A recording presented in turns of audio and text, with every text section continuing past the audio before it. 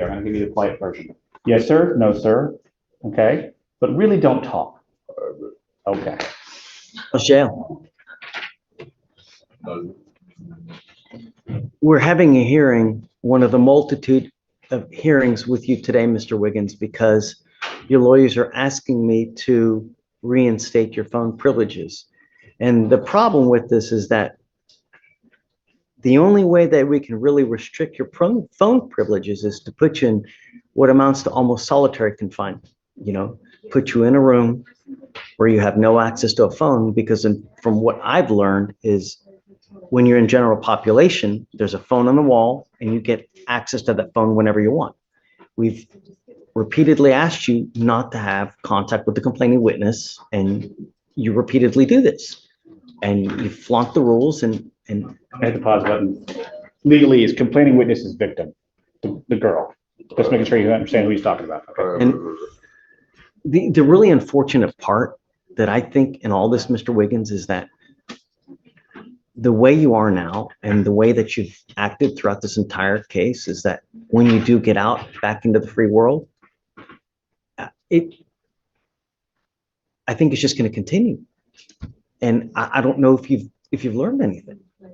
You know, I mean, women, you have to respect them. You treat them nice. That's what we do.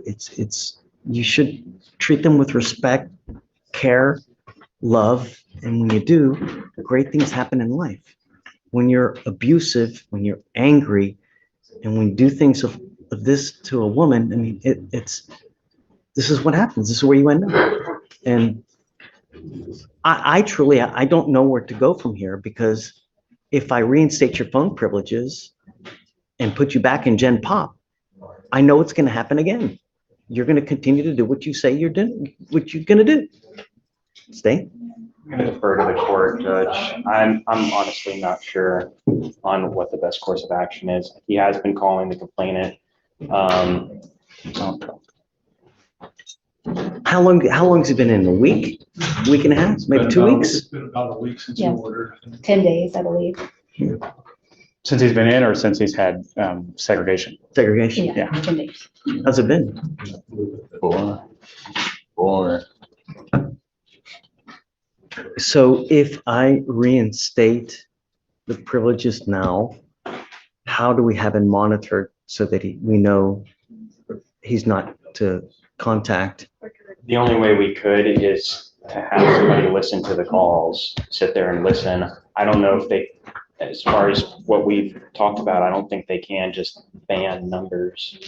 If I reinstate it now, are you going to have someone that listens to the calls? My job when I was an intern. We would have to just continuously request them and see what numbers he's calling. So The victim has been very on board, I believe, with the case, and has contacted the DA's office when there's been an issue. I don't believe she'll have any hesitancy of contacting the DA's office. Still talking though. Well, she spoke with him at the same time. She wasn't like, I want the case dismissed. I think her conversations were more, why the hell did you shoot at me?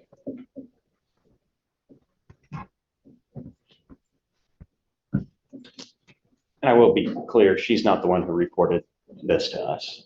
Oh, the mother. No, it was the deputy who was Right. listening in. So So let's do this. I'll give him another chance. Okay. I mean, you're not getting out of jail. I'm just putting it back into Gen Pop. But I'm going to tell you now, if I find that it happens again, if you have contact with this person again, if you try to use someone else's SPIN number to make any phone calls, if you contact any witness in this case, I'm going to put you back into that room and you will stay there until the cases are done. Do you understand? What did I just say?